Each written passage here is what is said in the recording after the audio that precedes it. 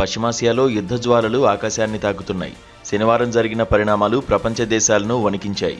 తన దేశానికి ఏకంగా 4000 కిలోమీటర్ల దూరంలో ఉన్న బ్రిటన్, అమెరికా సంయుక్త సైనిక స్థావరం డియా గార్సియాపై ఇరాన్ బాలిస్టిక్ క్షిపణులను ప్రయోగించి సంచలనం సృష్టించింది.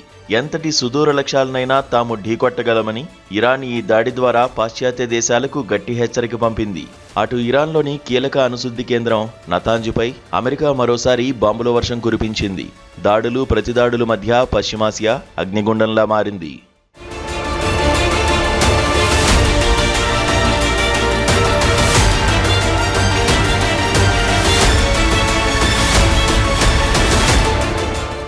ఈ ఉద్రిక్తతల మధ్య అమెరికా అధ్యక్షుడు డొనాల్డ్ ట్రంప్ ఒక కీలక ప్రకటన చేశారు. ఇరాన్పై తాము అనుకున్న సైనిక లక్ష్యాలు దాదాపు పూర్తయ్యాయని, యుద్ధాన్ని ముగించే ఆలోచనలో ఉన్నామని ఆయన వెల్లడించారు. తన ట్రూత్ సోషల్ వేదికగా స్పందిస్తూ ఇరాన్ క్షిపణి సామర్థ్యాలను, వైమానిక, నావికా వ్యవస్థలను అమెరికా ధ్వంసం చేసిందని ప్రకటించారు. అయితే ట్రంప్ ప్రకటన వచ్చిన కొద్దిసేపటికే ఇజ్రాయెల్ రక్షణ మంత్రి ఇజ్రాయెల్ కట్జ్ భిన్నమైన ప్రకటన చేశారు.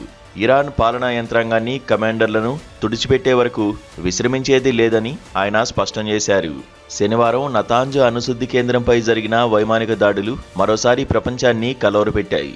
అయితే ఈ దాడిలో అణుకేంద్రం నుంచి ఎటువంటి రేడియేషన్ వెలువడలేదని ఇరాన్ ప్రకటించడంతో అంతా ఊపిరి పీల్చుకున్నారు.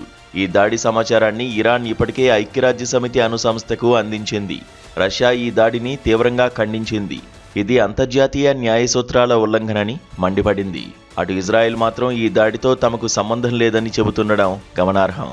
యుద్ధం ఒకవైపు సాగుతుంటే మరోవైపు ప్రపంచ ఆర్థిక వ్యవస్థను కాపాడేందుకు ట్రంప్ యంత్రాంగం ఒక సాహసోపేత నిర్ణయం తీసుకుంది.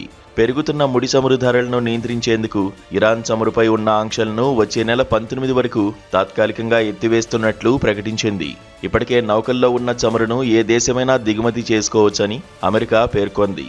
అయితే ఇది అమెరికా ఆడుతున్న మైండ్ గేమ్ అని, కొనుగోలుదారులకు భరోసా ఇవ్వడానికే ఇలా చేస్తోందని ఇరాన్ ఆరోపిస్తోంది. మరోవైపు ఇరాన్ రాజధాని టెహ్రాన్, లెబనాన్ రాజధాని బీరుట్లపై ఇజ్రాయెల్ దాడులు ఆగడం లేదు. కేవలం లెబనాన్లోనే ఇప్పటివరకు 1000 మంది ప్రాణాలు కోల్పోగా 10 లక్షల మంది నిరాశ్రయులయ్యారు. అమెరికా శాంతి మంత్రం పఠిస్తున్నా ఇజ్రాయెల్ మాత్రం ఇరాన్ అంతు తేల్చడమే లక్ష్యంగా ముందుకెళ్తోంది. ఈ పరస్పర వైరుధ్య ప్రకటనల మధ్య పశ్చిమాసియా భవిష్యత్తు ఏ మలుపు తిరుగుతుందో చూడాలి.